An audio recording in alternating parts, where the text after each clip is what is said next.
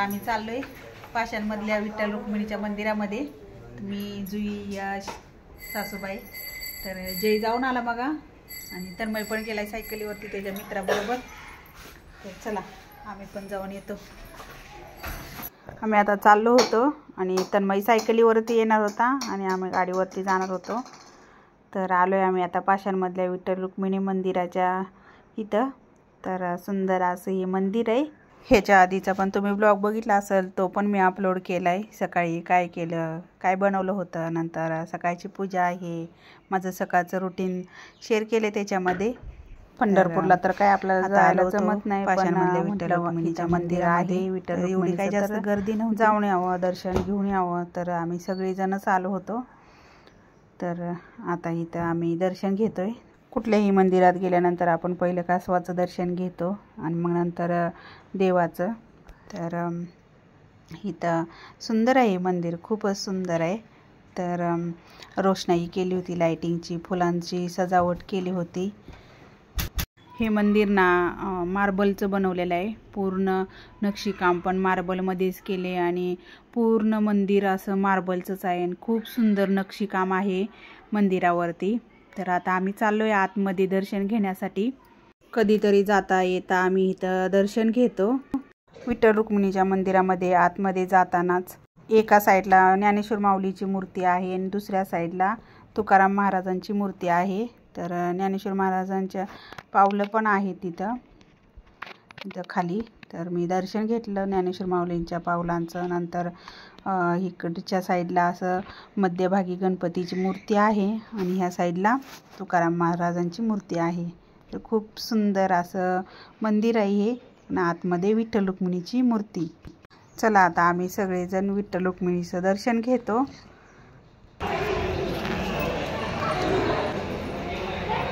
आई साईडला हो ना.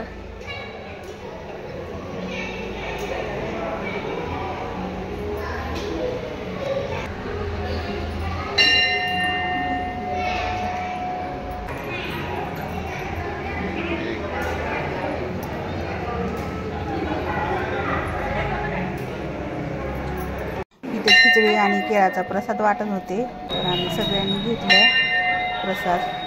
इथे तन्मय आणि तन्मयचा मित्र दोघं पण बसलेत खायला आणि आम्ही पण घेऊन आलो. आता आम्ही पण खाऊन घेणार.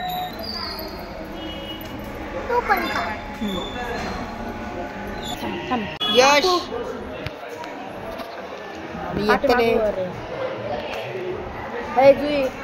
जुई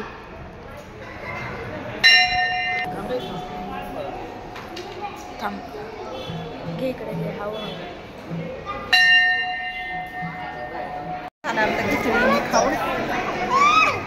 खिचडी खाऊन झाली आमची. पण तन्मय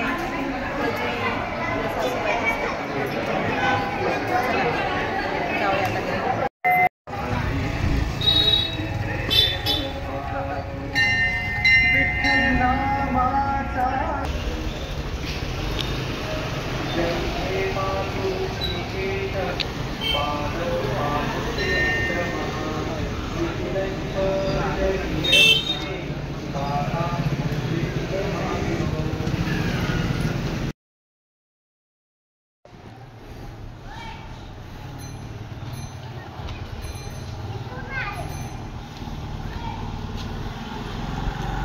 आलो आम्ही आता घरी आल्यानंतर वरती गेलो आणि नंतर मग वरतून परत खाली आले. तर तन्मयला इथं खेळायचं होतं, स्किपिंग करायचं होतं. तर तो करतोय इथं. दुसऱ्याची दोरी उडी घेतली आणि खेळतोय. तर मला सांगत होता की पप्पाला मला आणायला सांग तिकडून पंढरपूरवरून. हां वाकायचं नाही, सरळ करायचं. येते मला पण येते. हां हिथं नका कर.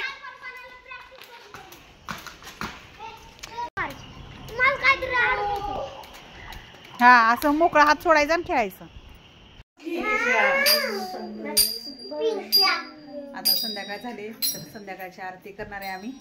दिवसभर काही झालीच नाही, कोण असायचं कोण नसायचं. तर आता संध्याकाळची आरती करणार आहे. तर सगळेच आहेत इथं. इकडे जे आहे इकडं शार्दूल, सासूबाई, इकडं बसले जुई. जुई खाली बसले आणि इकडं आहे मल्ला. चला आता आम्ही आरती करून घेतो. इकडं खुर्चीवर यश बसलाय, तर यश पण आहे आरती करायला.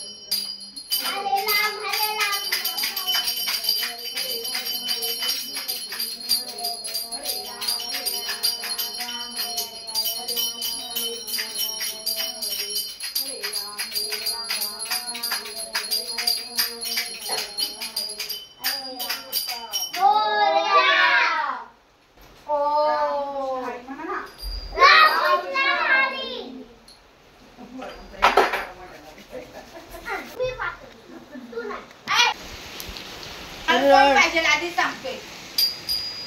हा बघ कसलं आहे.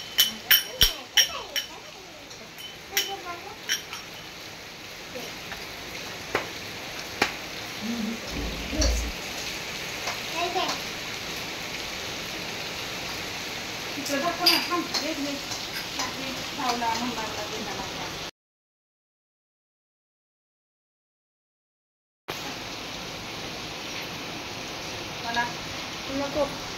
अरे बॉस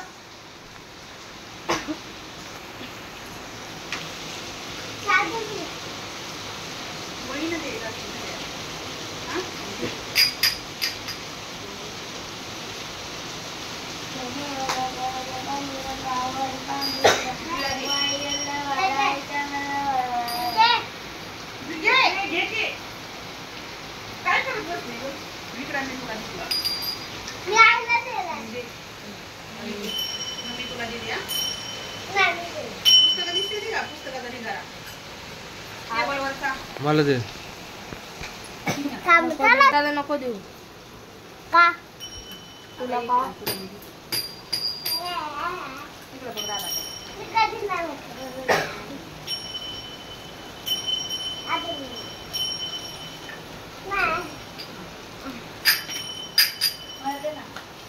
झाली आता आरती करून आणि पाऊस पण खूप मोठा यायला लागलाय. कसा वाटला आजचा ब्लॉग सांगा कमेंट करून. आषाढी एकादशीचा दिवसभराचा. तर चला धन्यवाद.